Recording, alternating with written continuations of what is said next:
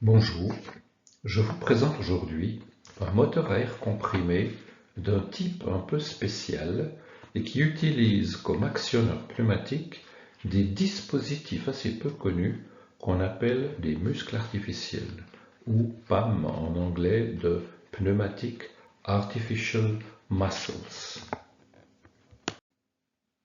Cette étude fait suite à un ensemble de travaux et d'investigations antérieures faites sur des entraînements à air comprimé dont vous pouvez voir des présentations en visitant les liens indiqués ici.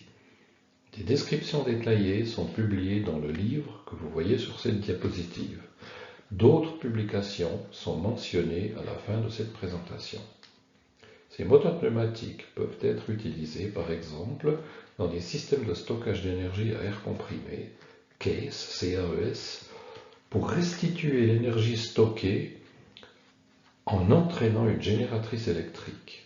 Dans un tel contexte, les aspects de rendement énergétique doivent être étudiés sérieusement. Le principe de fonctionnement du moteur présenté ici est illustré sur cette figure.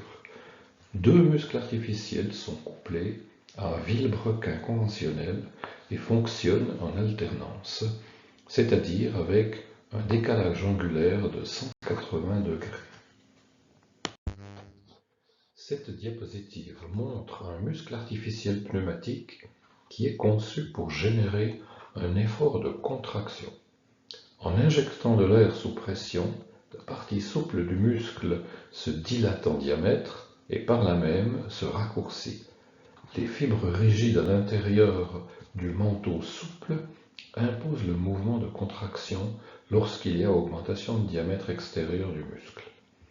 Le diagramme en bas de la diapositive montre le lien qui existe entre longueur de contraction, effort, et ceci en dépendance de la pression de l'air que l'on injecte.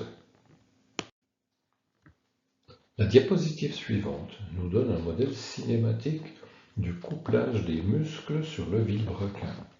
Les muscles se comportent ici comme des bielles à longueur variable et qui sont ancrés sur les points fixes. À partir de la longueur efficace du muscle, on calcule la force générée et sa projection comme force tangentielle au vilebrequin.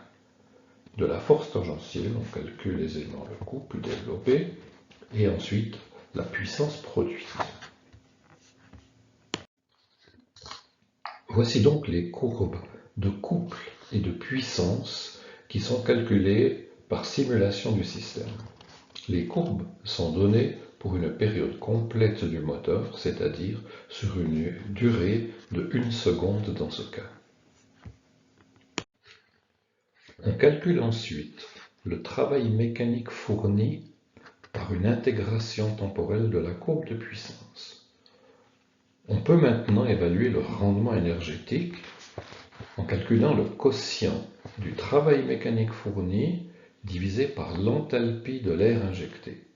Cette enthalpie correspond à la somme du produit de la pression multipliée par le volume injecté, plus un terme de l'énergie interne de l'air pressurisé injecté. On voit que le rendement est assez faible avec une valeur de 0,33. Voici le démonstrateur réalisé. Sur la droite, on voit le vilebrequin sur lequel sont couplés les deux muscles artificiels. On reconnaît aussi les vannes électromagnétiques qui alimentent les muscles en air sous pression. Sur la gauche de la figure, on voit les ancrages des muscles qui sont conçus de manière à permettre la variation de la longueur de contraction des muscles en fonction de la pression et de rendre cette longueur compatible avec le rayon de gyration qui est constant des manetons de vilebrequin. Voici aussi un diagramme structurel du système avec l'électronique de commande. La commande la La commutation des vannes électromagnétiques est réalisée à partir de l'information produite par un capteur de position angulaire qui est situé sur l'arbre du moteur. Et voici finalement le système réalisé en fonctionnement.